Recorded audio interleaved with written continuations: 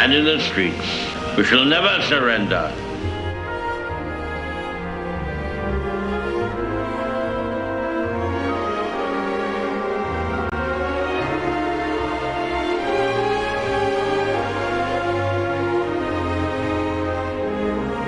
Never in the field of human conflict was so much owed by so many to so few.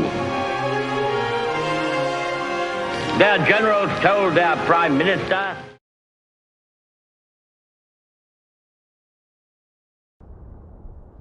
"You ask, what is our aim? I can answer in one word: victory. Victory at all costs. Victory in spite of all terror. Victory, however long and hard the road may be." In the spring of 1940, Hitler's army swept through Norway and Denmark. On May 10th, Germany struck at France and the Low Countries. It was at this moment, one of the darkest in British history, that Winston Churchill became Prime Minister. It was a mission he felt he had been preparing for all his life, his walk with destiny. Churchill immediately brought a new spirit of determination into the fight against Hitler. We shall fight on the beaches, we shall fight on the landing grounds, we shall fight in the fields and in the streets, we shall fight in the hills, we shall never surrender. Hello and welcome to this webcast here from America's National Churchill Museum at Westminster College in Fulton, Missouri, the site of Winston Churchill's famous Iron Curtain speech. We're here today on April 9th, which is the day that has been designated unofficially as National Winston Churchill Day in the United States of America. It was the day in 1963 when President Kennedy signed House Resolution number 4327, declaring that Winston Churchill would be an honorary citizen of the United States of America. I'm very pleased to have with us today two distinguished guests coming to us from their homes. And first of all, Churchill Fellow Allen Packwood, who's joining us from Cambridge.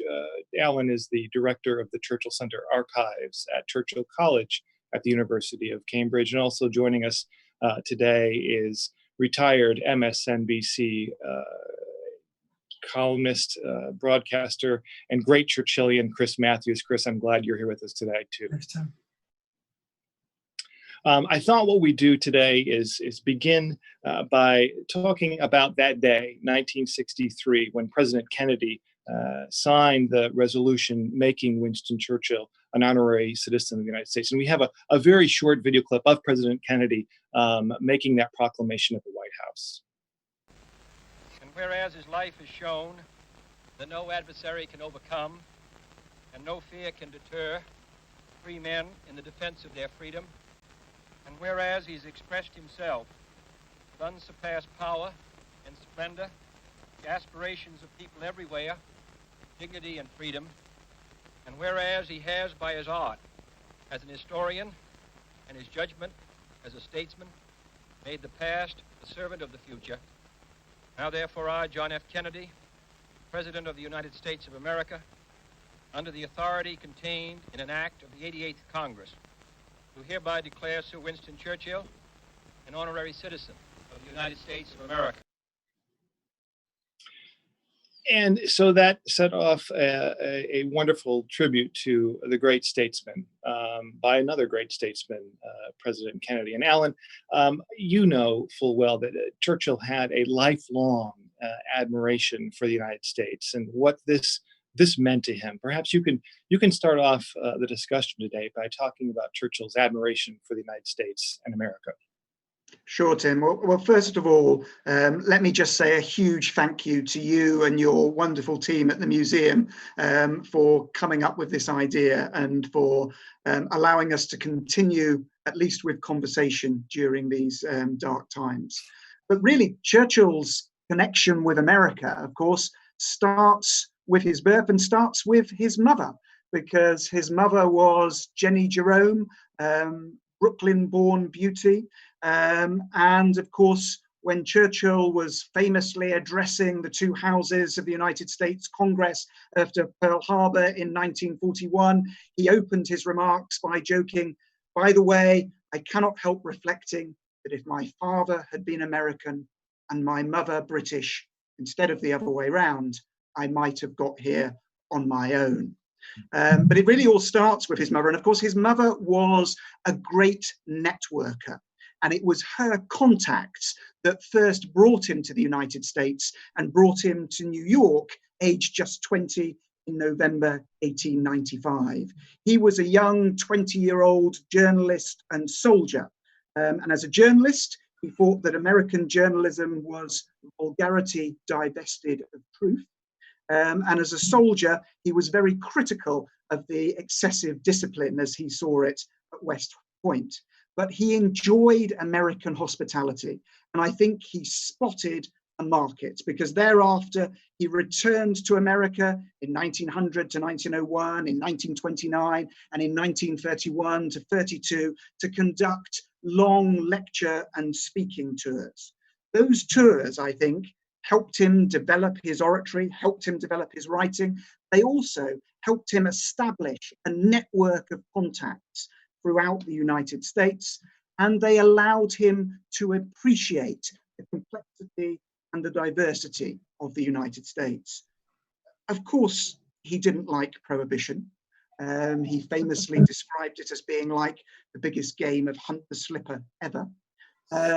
Nor did he like American cocktails or canapes.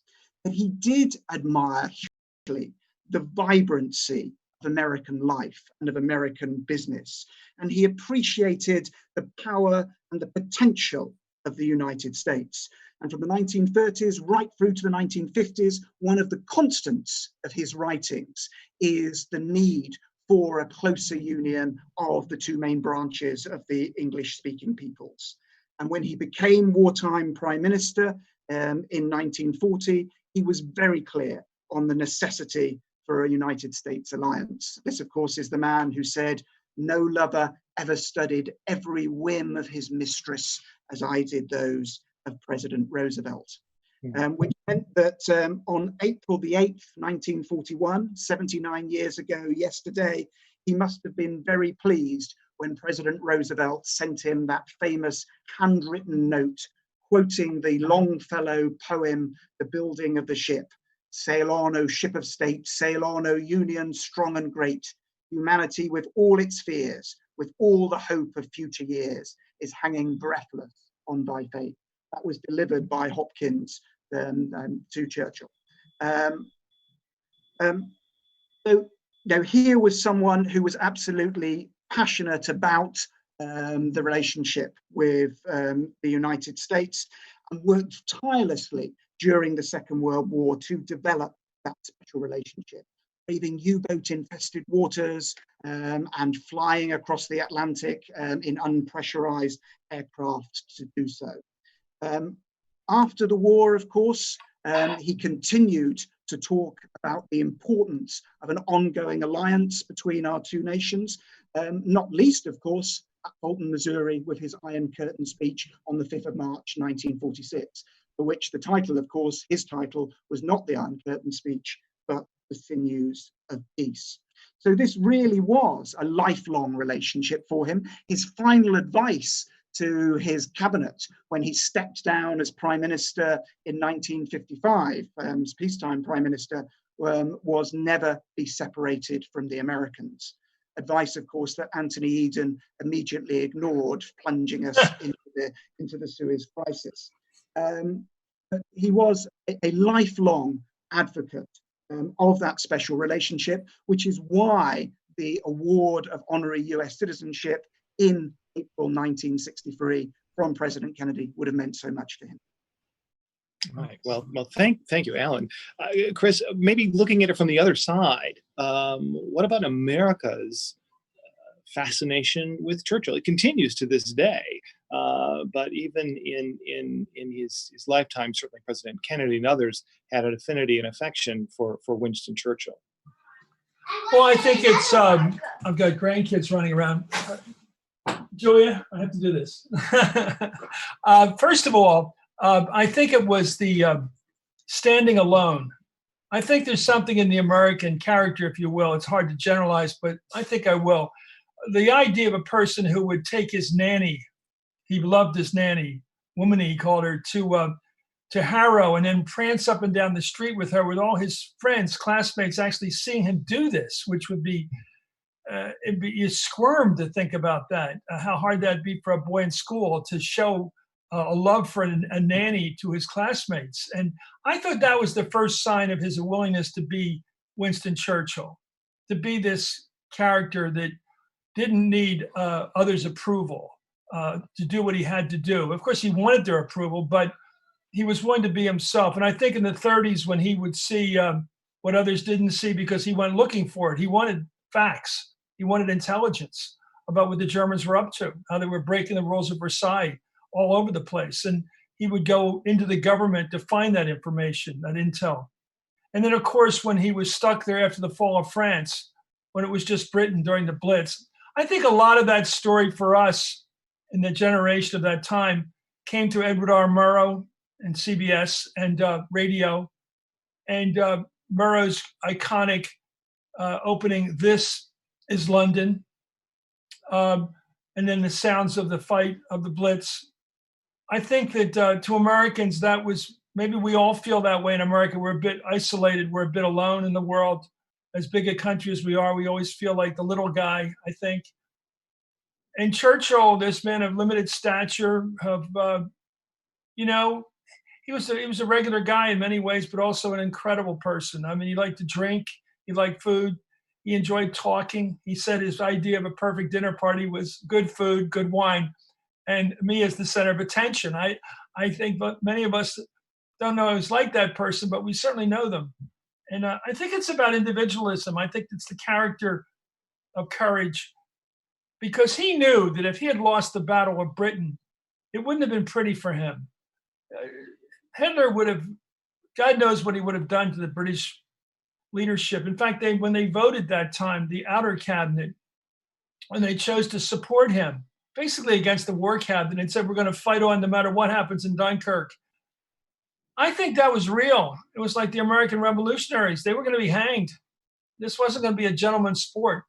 And I think there's a lot to be said about the simple notion of courage. And that's why we like it. And going further, that day on April 9th, when Kennedy in particular, who had a great admiration for Churchill, signed that House bill making Churchill an honorary citizen, what did Kennedy think of Churchill, President Kennedy? Well, his father was not a Churchillian, let's put it that way. Put it lightly. His father was an appeaser. He loved Neville Chamberlain. He didn't want a war. He wanted to appease. Of course, Churchill kept pointing to the dangers of appeasement, that it wouldn't work, that all the kindness and friendship extended to the Germans would be laughed at by Hitler and used. We know that from the beginning of him, and when he was at boarding school, that he was reading The World Crisis. Not for show, he was interested. We know that when he was just getting into politics, he really found his way through Marlborough, which is no easy task. He was reading on his own. That wasn't current events. He wanted to read. He liked the quality of the writing, apparently. I've heard that from a couple sources, including Jackie Kennedy. She noted it. And Mark Dalton, his first campaign manager, he called his side one time and said, listen to this. Have you ever read anything like this? And I think all the men of that generation, he, Richard Nixon, George Herbert Walker Bush, all that served in World War II, their notion of a leader was a world leader. A president would be a world leader. He wasn't going to be dabbling around in minimum wage arguments, but he would be, or she, I guess, would be a person in the world leading our country in the world. And they looked at Churchill and Roosevelt as their models. They had that great advantage that they knew what a great leader was. And all those guys, including in strange ways, not so much Jimmy Carter, not so much Lyndon Johnson, who didn't really serve in the war, but the ones who fought the war, who actually were in it, I think really looked up to Churchill because he was one of the two world leaders for the Americans too. Right. You mentioned, Chris, Edward R. Murrow, and of course JFK in the proclamation or in his remarks on April 9th, quoted Murrow saying that Winston Churchill mobilized the English language and sent it into battle. Allen, you organized a marvelous exhibition a few years ago in New York called The Power of Words. Winston Churchill and Kennedy, for that matter, understood the power of words. And maybe you can talk a little bit about Winston Churchill's mastery of the English language and how he would wield words as a characteristic of his leadership. Sure. Well, I mean, Churchill was really first and foremost a writer. This is a man who first made his name as a war correspondent while a serving soldier, fighting as an officer in the imperial wars of the late Victorian era. So he fought on the Indian northwest frontier. He charges with the 21st Lancers at the Battle of Omdurman in the Sudan, and of course he famously goes out to cover the Boer War as a war correspondent, is captured and escapes. He has these great military adventures, but the way in which he really turns them to his advantage is by writing them up first of all as articles for the newspapers, and then as books. And he uses his writing not just to launch his political career and to fund his career, but then to pin the whole of his political career. He writes his multi-volume histories of the First and the Second World Wars, his history of the English-speaking peoples, and of course he writes biographies of his ancestors, the first Duke of Marlborough, and of his father, Lord Randolph Churchill. But that's only half of it, because in addition to that, he is constantly churning out newspaper articles and, of course, speeches.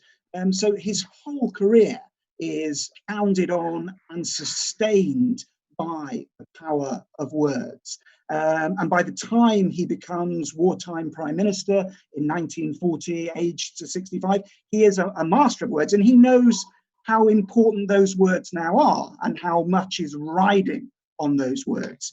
And when you look at his famous wartime speeches, which we're lucky enough to have the drafts and the final speaking notes in the Churchill Archives Centre, when you look at those texts, of course, you can see how much effort has gone into them. He dictates them, the duty secretary types it out, he then goes through making annotations and alterations. Quite often, the speech will go through many, many different versions before it is then retyped out in its final form. And in that final form, and this is something I think which is unique to Churchill, it is set out on the page in a blank verse format, like poetry. His office called it speech form, others called it psalm form, because the texts look like an entry from the book of Psalms. And when you see the speeches laid out on the page in that way, you can't help but hear Churchill's distinctive delivery, because it gives you the rhythm, it gives you the pauses, it gives you the emphasis.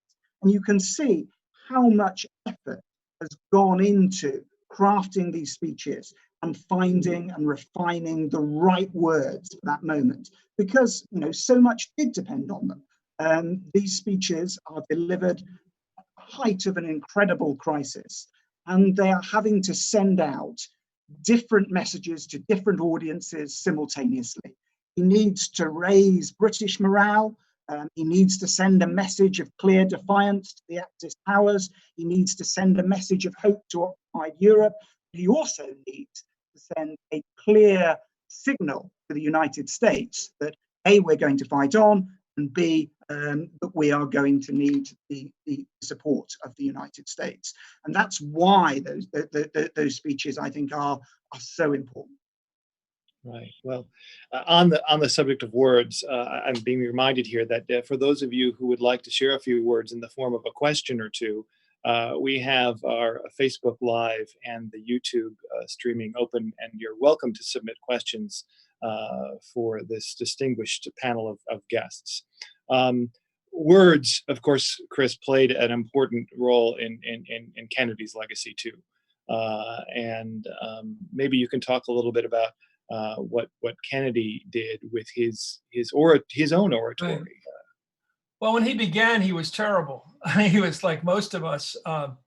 He had to teach himself to speak in public.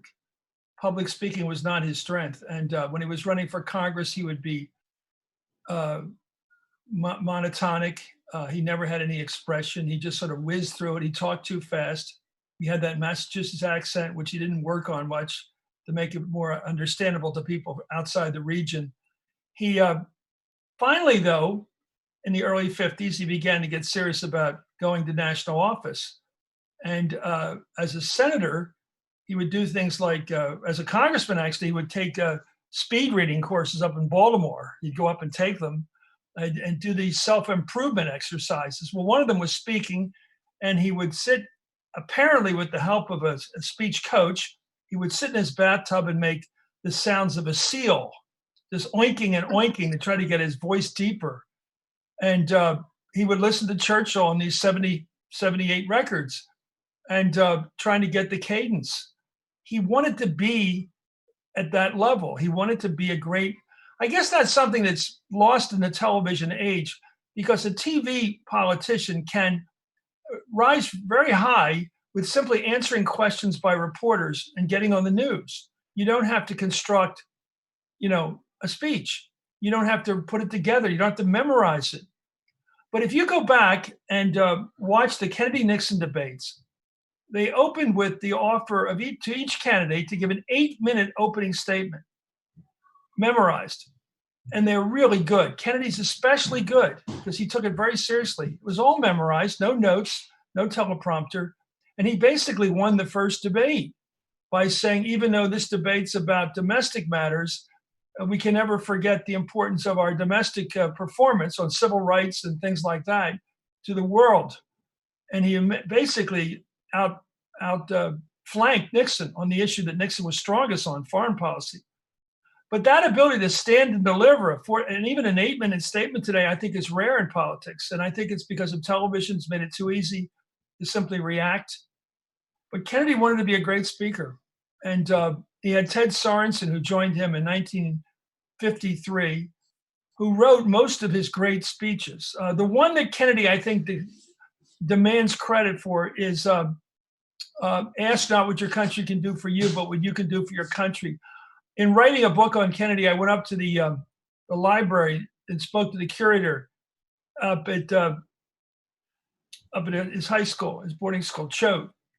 And I went into the library, and she gave me the speech, the sermon notes, the chapel notes of the headmaster. And in those is his admonition to the freshman class, first form, to ask not what Choate can do for you, but what you can do for Choate. It's all in there, in the same phraseology. And Sorensen, his speechwriter, thought that's where Kennedy got it from, but he never checked it out. I did go to the trouble of finding out. But most of it, Ich bin ein Berliner is a hard one to figure out. And it's supposed to be Ich bin Berliner, but that was a big one. I think he was working on that in the car because Ben Bradley, his friend from, at that point, Newsweek magazine, said he kept trying to get the pronunciation right. Where that came from, I'm not sure. But most of the quality oratory came from Ted Sorensen, who, just like Kennedy never said anything really wonderful before Sorensen came along, Sorensen never said anything really wonderful after Kennedy had left. It was really a pairing of the two spirits. And Sorensen was projecting what he thought Kennedy would want to say very well. Let's put it that way. He did a very good job of predicting what Kennedy wanted to say because Kennedy grew into it and it became him. Yeah, it's interesting. We have a question here that just popped up. Someone noted that while Kennedy may have looked to Churchill for inspiration in his oratory and rhetoric, Churchill himself looked to an American congressman, Bert Right. Cochrane. Alan, maybe you could talk a little bit about that relationship. Well, yes, it ties in with what I was saying at the very beginning. It ties into Churchill's very first trip to New York, because one of his mother's key contacts was Bert Cochrane, American politician and famous orator. And it was into Cochrane's care on Fifth Avenue, New York. Churchill was entrusted by his mother, and it was Cochrane who introduced Churchill to New York high society, but also took the time to talk to him about politics, but also to talk to him about oratory. And interestingly, that starts a friendship and a correspondence that then goes on for a number of years. And you can see in the archives. And in later life, it's true that when Churchill was asked who were the sort of biggest influences on him in terms of his oratory, one of them, obviously, clearly his father, Lord Randolph Churchill, but the one that he chose to name, particularly when talking to American audiences, was Bert Cochrane. Oh. Yeah. And it really is that it in some ways is the beginning of the special relationship. That Churchill made famous, that comment here in Fulton in the Iron Curtain speech, where he talks about and outlines a special relationship. At Fulton, of course, he talks about a military alliance and the importance of the two countries working together to defeat Soviet advances. But that special relationship began much, much earlier. And I would argue that perhaps it began at Bert Cochrane's in Manhattan, if not before, with his mother's influence. We have on that score a question that I've been asked a lot, and I'm sure that you've been asked a lot, Alan, is do we know or have any idea of what Churchill might think about the current state of relations between Britain and America, and especially Brexit, which you've just lived through?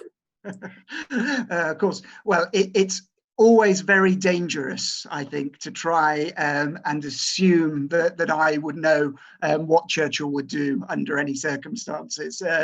And his daughter Mary Soames used to caution against this sort of speculation. But I think you can fall back on sort of general principles. In terms of Brexit, I mean, it's very interesting because, of course, Churchill was evoked in this country, in the United Kingdom, by both sides of the debate. So those who wanted to remain pointed to the role that Churchill played in the immediate aftermath of the Second World War, in making speeches in Zurich and in The Hague, advocating closer European Union.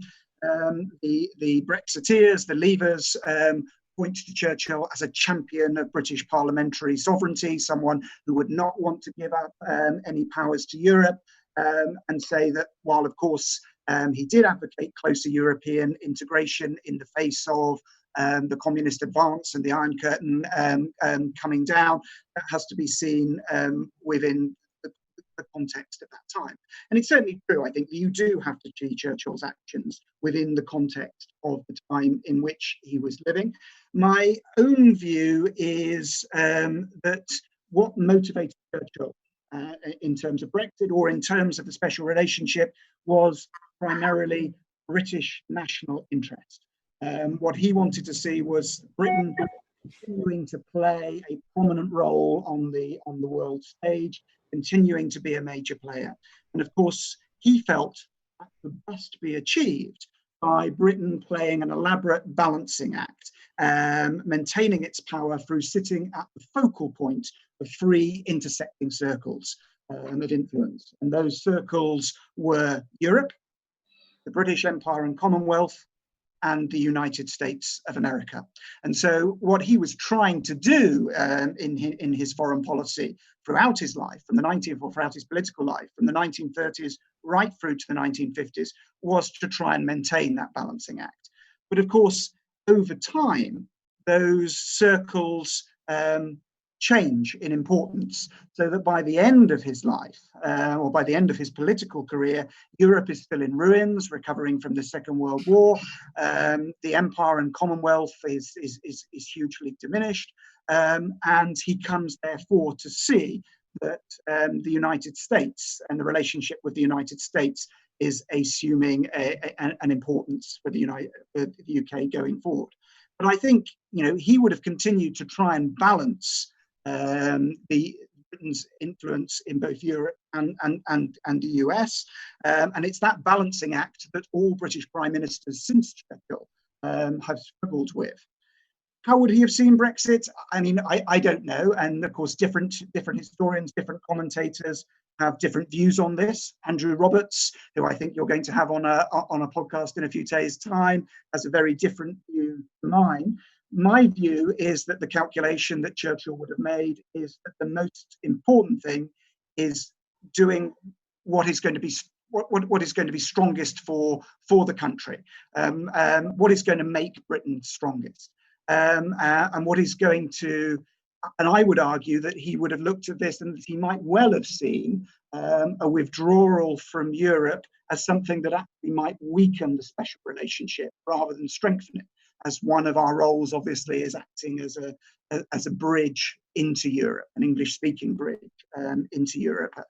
But I mean, these things continue to be debated, and I think again, it's impossible to know how he would have approached it, because what you can be 100% certain of with Winston Churchill is that he would have surprised you. I think it's so great to be on with Allen. And Tim, I think one of the really illustrative aspects or examples of his surprises was when he wrote right after World War II, as Allen was talking about the big surprise about Europe being founded, the future of Europe, on the relationship between France and Germany, and that was going to be the key to Europe getting along after 2,000 years of war, that those two countries were going to get together and complement each other, the agriculture, I guess, of France and the industry of the manufacturing of Germany. Somehow he saw, through all the horrors of World War II and World War I, he saw it coming together in kind of a marriage of those two countries. It was something else. And I think that was the magic of the man, that he could see that nobody else saw that, I don't think. But Allen knows this. Yeah, I think you're absolutely right. And in that year, that notion started a little earlier, but in the great speech he made at Zurich in 1946, which I think can be seen as a follow-up to the speech he made here in Fulton. That was a great observation, and one that I think is worth reminding of. The other thing I want to explore today in the time we have together is Churchill's leadership in the face of adversity. We're now in a global pandemic. We're dealing with things that we didn't think we would have to deal with. And it seems to me that a lot of leaders, elected officials, CEOs of major corporations, are looking to Churchill, quoting Churchill. I've heard Churchill quoted in the media more in the last 2 or 3 weeks than I have in a long time. People are yearning for that leadership in a crisis, and I'm wondering what if we could speak a little bit about that today. What are the characteristics of Churchill's leadership, for instance, that seem to be resonating in this time of need? I'll toss that to you, Chris, for comment. Well, in politics, there's a term, an awful term, but it's too common. It's called rolling disclosure. It's where politicians tell you the truth when they have to, when you already got it anyway, or it's convenient to put it out. But you know that they had the information all the time. And when they roll it out piece by piece, you realize that they're acting like tyrants when it comes to truth. They're only issuing truth when it's convenient or necessary. And I think that what people really like is fresh news. They want to get it first from the leaders. And I think Churchill, he said something about the British people having a personality where they like bad news fast. They want the bad news. They want to give it to them straight from the shoulder, not the bedside manner, but tell us what's going on. And I think that was his strength in the 30s, of course. He had the intel and he delivered it and acted on it. And I think today in the United States, I think without getting partisan, I think the politicians who are getting the facts out, getting them out the earliest, and also empathy. I mean, Churchill, when he went to the ruins during the Blitz, there was a great line in the new book, The Splendid and the Vile by John Larson, which I just read, which is, we knew you'd come, Winnie. And somebody yelled from a crowd, from somebody who probably just lost their home.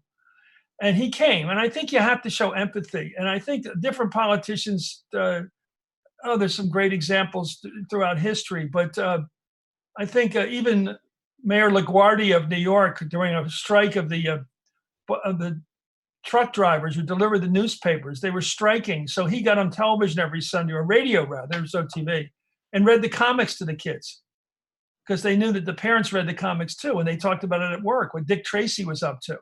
Showing that you connect with people in their daily lives and their fears, and showing you're with them. Like the British family, the royal family never left London. I think that was very important in the Blitz. They didn't run off to Canada. And I think those things matter. You have to show you're with the people. Yeah, and Alan, is that happening today in Britain with the current crisis? I certainly, on the subject of empathy, I should add that our thoughts are, of course, with the current Prime Minister of the UK, who's struggling himself right now with this dreaded disease. But is there a certain amount of resolve in the British people? The Queen's statement of a few days ago was almost Churchillian in nature, trying to rally people. And I'm wondering what the mood there is in Britain.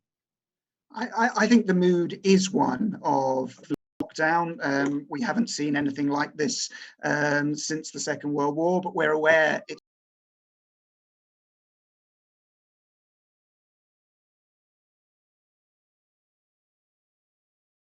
not just us. This is being replicated all over the world. We're seeing the terrible death figures. We're seeing the strain that our health service is under, and I think it's impossible not to watch the news, listen to those figures, and understand that the best thing that you can do is simply to lock yourself down and try and carry on as best you can from within the confines of your own home. But if I can come back to your previous point about Churchill and Churchill's leadership in adversity, it's obviously right to talk about his oratory and the importance of his oratory. And of course, one of the reasons why those speeches are so quoted and misquoted is that they hark back to that last great sort of international crisis.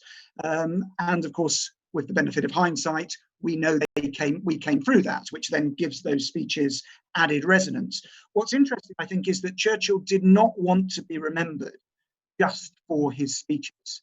And he was very clear on this, and it was one of the things that motivated him to write his multi-volume history of the Second World War. He wanted to be remembered not just for what he said, but also what he did. So then if you're looking at his leadership in adversity, what did he do? And one of the clear things that I think he did was to act as a prod, as someone who saw it as his role to mobilize the government, to mobilize the civil service, to mobilize the army leaders. And he was constantly prodding away and trying to energize the aspect of his leadership. The other one that I would mention, though, is that he was also quite consensual.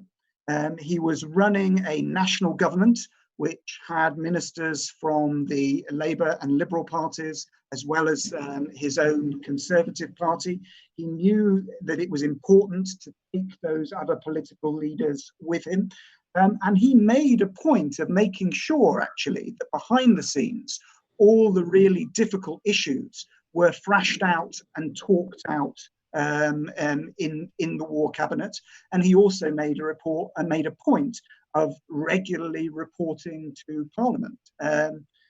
And we forget now, of course, that the war wasn't just 1940. You had 5 long years. We don't know how long this current crisis is going to run. We certainly hope it's not going to be 5 years. And there were incredible highs and lows during that period. I mean, we forget, for example, that he faced votes of no confidence in the British Parliament in 1942. Now, he won those votes of confidence fairly easily, but the very fact that there was a necessity, or felt to be a necessity, of having them shows that there was at times opposition, there was at times questioning. So, I mean, it is a more nuanced picture than is sometimes presented. Right. We have another question that's just come in, and I think it's an interesting one. Chris, you've spent much of your career talking about elections, covering them, right. Commenting upon them. Here's a question about an election, not a current one, but an old one, 1945. Why Sure. did Churchill lose? He won the war, but he lost an election. And this is probably a good question for both of you. Americans in particular find that impossible to believe, that Winston Churchill was arguably the most famous figure on the planet in 1945 after VE Day, the characteristic V signals everywhere.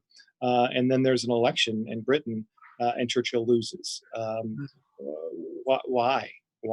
Well, I remember Kennedy was working for Hearst then. His father got him a job with the Hearst newspapers, and he was covering it, and he was all over the place trying to figure it out, and he didn't get it right. At the end, I think his sentiment took him to Churchill at the end, but he was basically warning how much trouble the Tories were in, and that Labour was surging, the left was surging. I've read 2 accounts. One is, Alan knows more, but one is that just the hard times of rationing. The British put up with a lot of rationing, not being able to get the basics of food and clothing and cars and everything else, and everything was rationed. And secondly, there was a bitter aftertaste of the Tories, toward the Tories, because they had been the appeasers before the war. They weren't a popular party. And I think the socialists made a good case. National health was a popular cause. It stayed on after the Tories came back in 51. I think they wanted a change from the hard times. And Churchill said, let's go back to the empire and save the empire. And that didn't resonate. He also went over the top when he said there's going to be a Gestapo if you bring in socialism. And I think that was a mistake, but I don't think it was decisive. But I think they wanted a change. And Churchill said, stay the course. Right. Alan?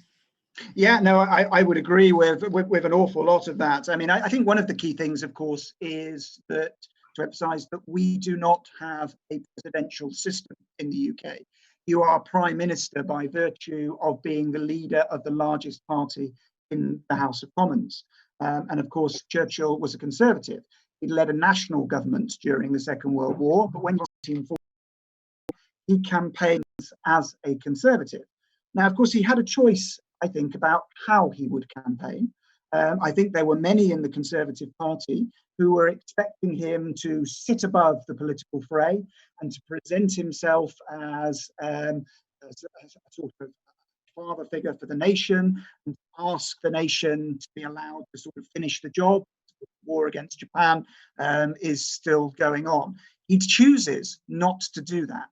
He chooses instead to descend into the political fray, into party politics. He makes a number of really quite ill-judged broadcasts, the most famous one of which, of course, is where he describes the Labour opposition as, if they come in, they will be the equivalent of some form of Gestapo. Now, these were people who had been his cabinet colleagues only weeks before, so it seems an incredible thing to say. I think it was partly the exhaustion at that point. I think it's partly that his primary focus remains international affairs rather than domestic affairs. But I think it's also partly that he's suddenly out of this straitjacket of party politics and free of national government, and free to say what he wants to say. He has had members on the left of the Labour Party like Harold Lasky and Anurin Bevan sniping at him for years.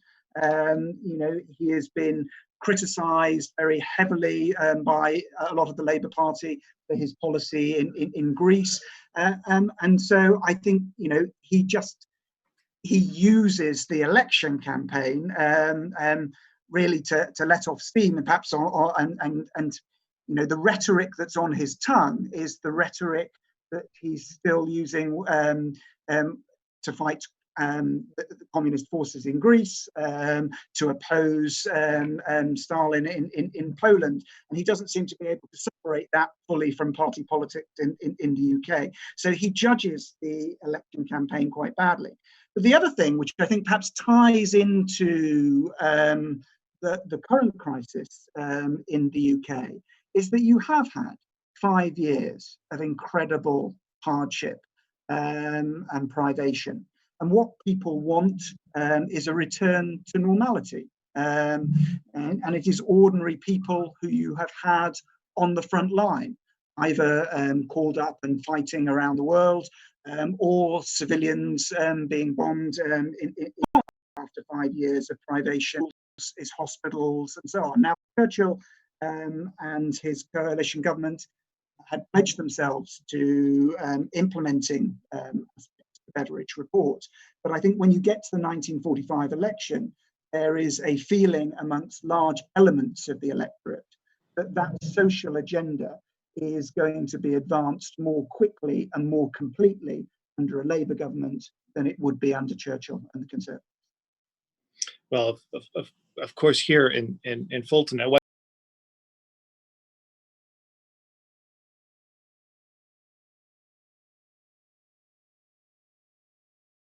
were in the wake of that loss, he received the invitation from the president here at Westminster College with a postscript from Harry Truman, the president of the United States, to invite him to come to Fulton to give what arguably is one of his most celebrated speeches of the 20th century, the Iron Curtain speech here. So if indeed it was a blessing in disguise, as Clementine talked to Churchill after the loss, it was a blessing for those of us here at America's National Churchill Museum. Going back, we've got another question here that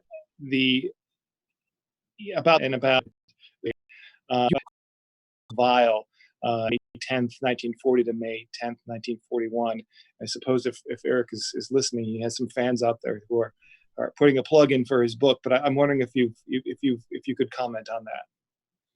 Well, I read it for the Churchill Society here and reviewed it, and I went back through it to find this quote, and there's something in here that's really, Alan may have it in his head already, but this is Goebbels' diary from the end of that period.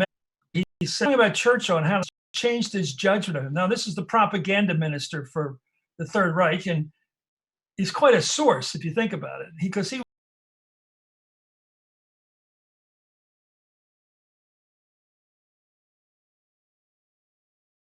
was on the other side, and he was the guy who had to figure out Churchill and his rhetoric and his leadership.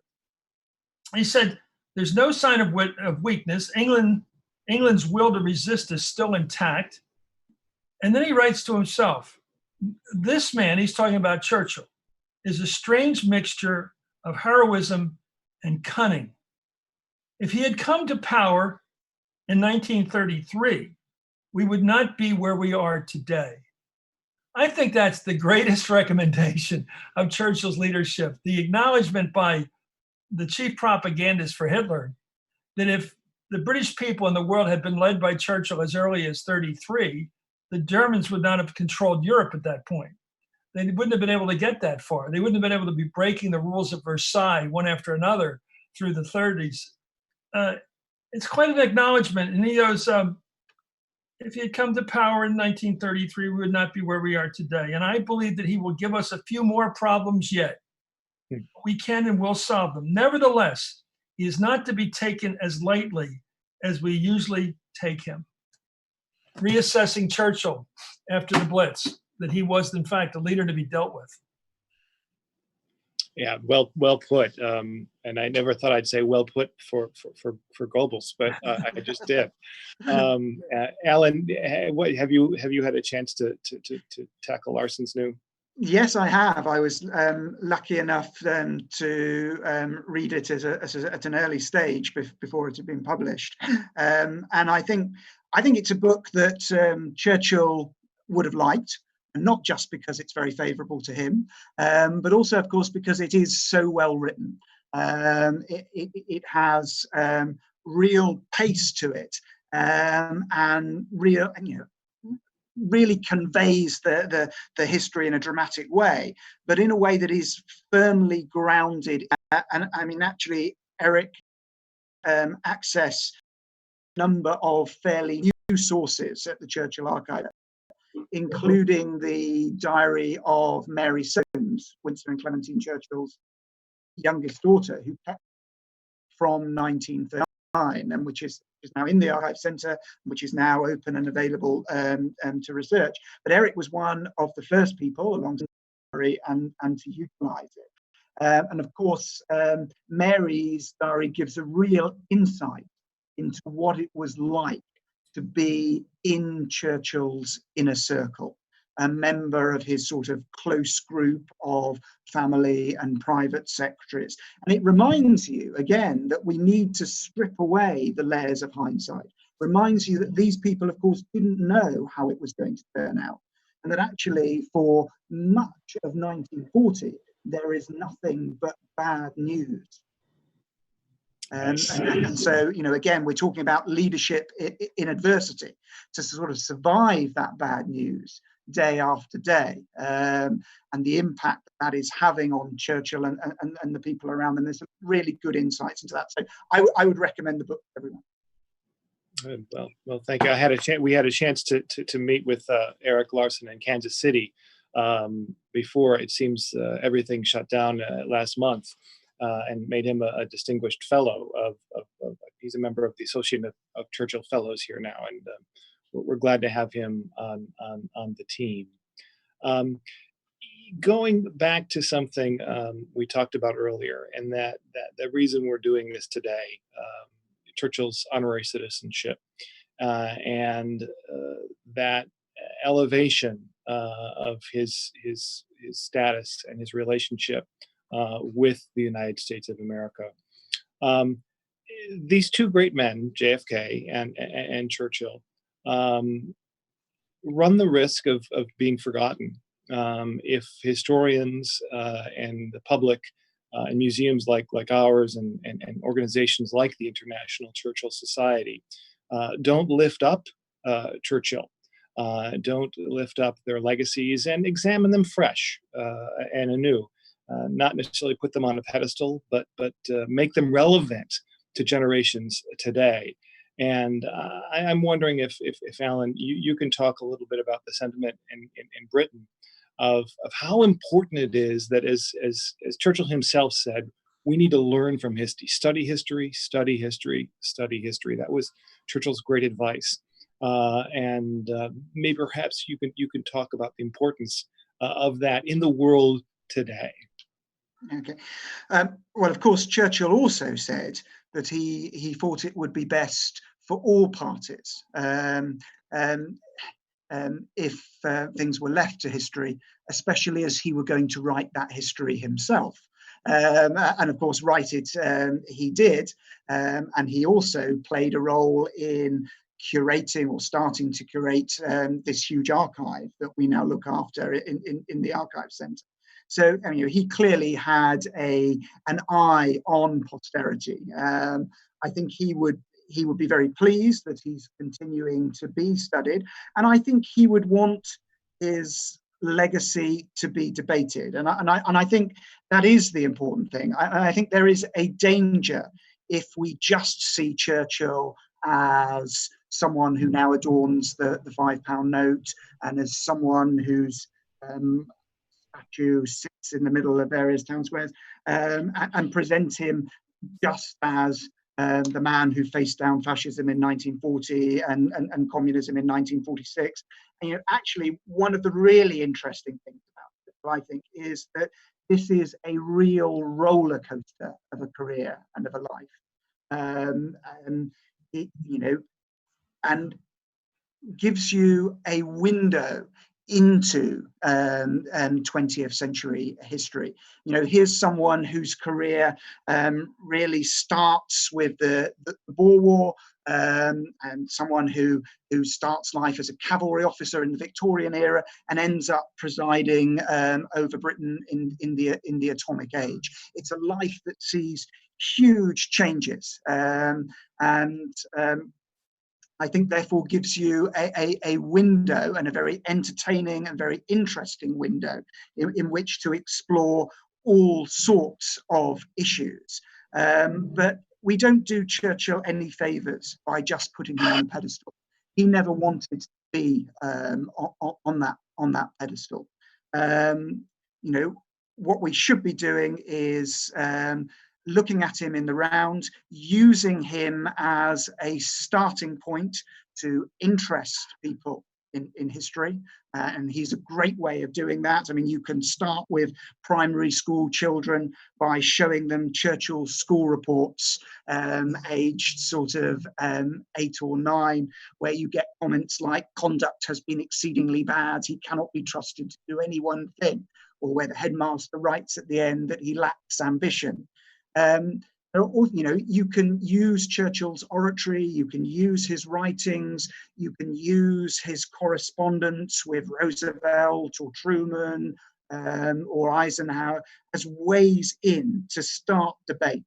And I think that's the important thing. We want to use the past to explain how it has shaped our present, but then allow the current generation to think about how they want to shape the future. Yeah. Well, Tim, I wanted to say one thing. A case for reading anything is that you enjoy it, and it's a wonderful way to spend time. I mean, I have to tell you, I love reading about Churchill, and I've loved it. And how people argue about the factual basis of some of the history, but I love Manchester's, the 3rd volume that was put together by somebody else. I love the movie, The Finest Hours, and Darkest Hour. And I'm sure there are problems, and there's a lot of imagination that went into that movie that went beyond history, like the subway, the tube scene. But I loved it. And I've loved most of the movies about Churchill, not all of them. Some of them are pretty weak, but I think the story, it's very hard, for example, to make a movie, an hour and a half, 2-hour movie out of someone's actual life, because lives are not, they don't follow a dramatic course like a movie or a good novel. They don't. Some do, though. And generally they do, because it's a man of action in the beginning, someone who saw warfare front on himself, who showed physical courage in the beginning, grew into some sort of vision that people look to and later in life, and showed courage in politics. And if you look at these cases, this sort of Teddy Roosevelt, there's a number of these cases, Churchill, Hemingway in fiction, that we look to sort of an arc of the hero, and youthful courage in battle, and then a vision and some, well, endurance. Endurance is a very important part of the hero's life. He has to go on and survive through many episodes. And there does seem to be a pattern here, and Churchill's life fits it beautifully. I mean, from I'm Winston Bloody Churchill and I'm free, to being the guy who gets reelected in 51, rechosen as premier. And how can you not love that life? But even that's a hard thing to do in a movie, as they did with young Winston. It's very hard to do it, but there's something about reading about Churchill. I'll go back to my point. It just makes me happy. I tell that to people in the society I work with, because how many people's lives are as rich? Someone once said they stayed up drinking with Churchill one night, well past midnight. And I love the line. He said, and the later it got, the more he became Winston Churchill. And I think that's the richness and the allure of this guy, this personality.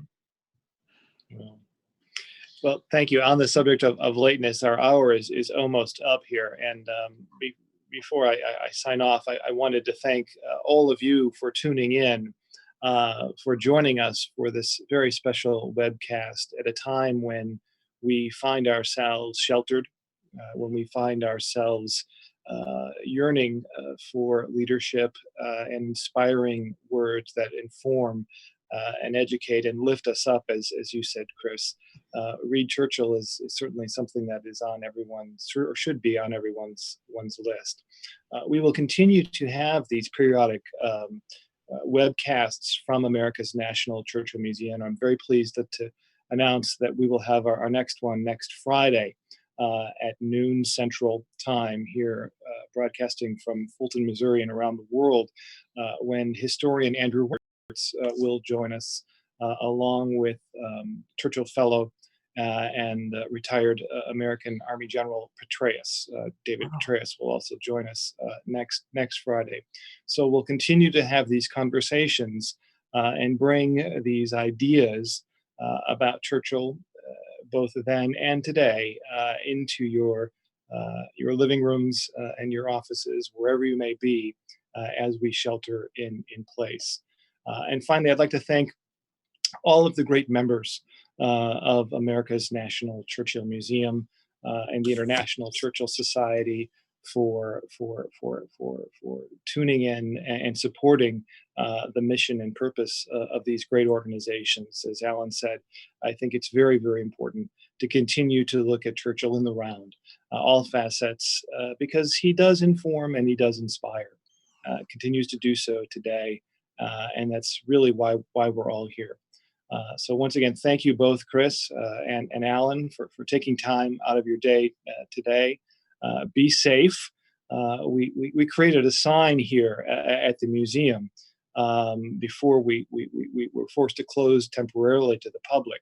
But it's one that's been all over the campus here at Westminster College and the world. It says, in true Churchillian spirit, keep calm and wash your hands. And I'll leave you with that this evening. And I hope that we will survive this current situation that's been so trying by looking to Churchill and others. Again, thank you, Chris, and thank you, Allen. Thank you, Allen. Thank you.